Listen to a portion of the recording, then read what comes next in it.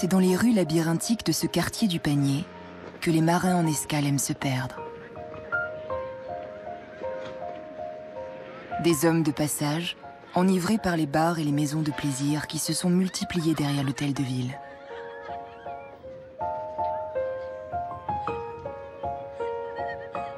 Dans ce quartier ici, il y avait des rues où il y avait que des putes. Hein. Lui, il habitait là. Il me disait toujours, moi, quand je rentrais le soir, je disais bonjour Madame Machine, bonjour Madame Machine. Bonjour. Il disait bonjour petit, comment ça va? T'as passé une bonne journée? T'as bien travaillé? Un port, c'est un environnement idéal pour organiser tous les trafics. Et la pauvreté est le terreau idéal pour mettre en place un système mafieux qui trouvera toujours de petites mains, prêtes à toutes les combines pour tenter de survivre.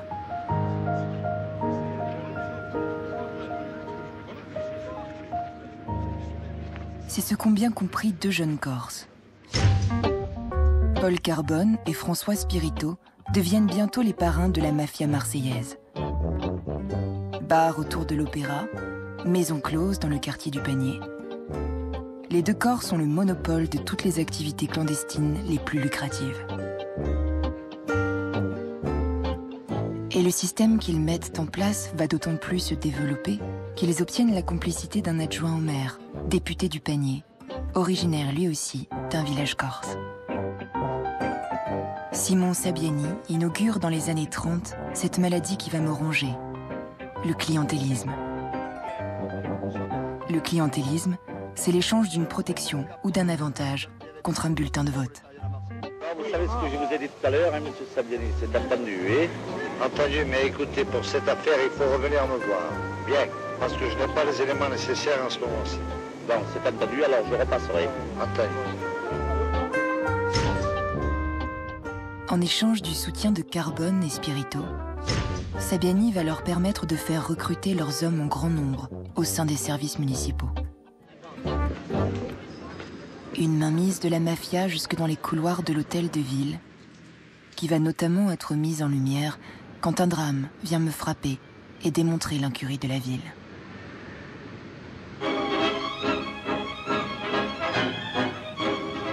Un incendie qui s'était déclaré dans un grand magasin de la Canebière prit rapidement une énorme extension. En un quart d'heure, tout le magasin n'est plus qu'un immense brasier. Attisé par le Mistral, qui par malheur souffle en rafale, l'incendie contre lequel les moyens matériels de défense s'avèrent insuffisants gagne successivement les immeubles voisins.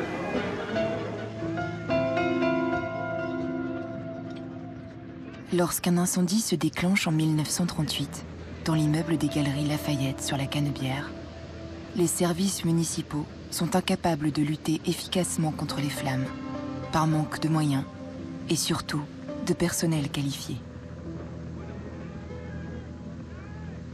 73 corps seront retrouvés dans les décombres. Le scandale émeut la France entière, au point que le gouvernement est obligé de prendre l'année suivante une mesure très rare. Il me met, moi, Marseille, sous tutelle de l'État, retirant leur pouvoir à des élus finalement incapables de gérer le budget d'une ville confrontée à tant de défis, et qui plus est, soupçonnée d'être corrompue par la mafia corse du Panier. Alors que mon folklore provençal venait de m'attirer toutes les sympathies, c'est finalement une légende noire qui est en train de l'emporter dans l'esprit des Français. Désormais, on ne me regardera plus de la même manière.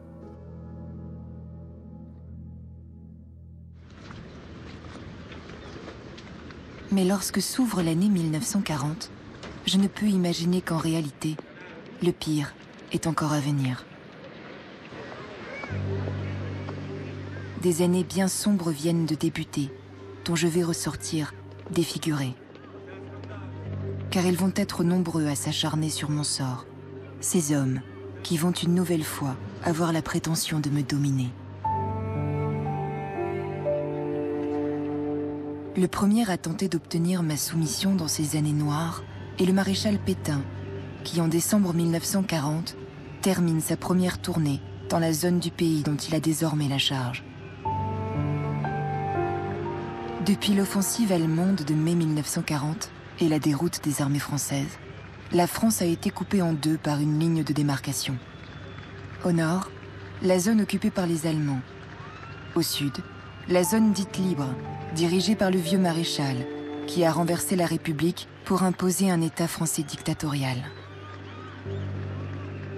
Mes habitants, qui font un accueil triomphal à celui qui incarne à leurs yeux ce qu'il reste de pouvoir national, ne peuvent imaginer que le destin que le maréchal leur promet est en réalité une collaboration vertigineuse avec l'occupant nazi, incarné ici par l'ancien député du Panier, Simon Sabiani, qui rejoint les fascistes français du PPF de Jacques Doriot.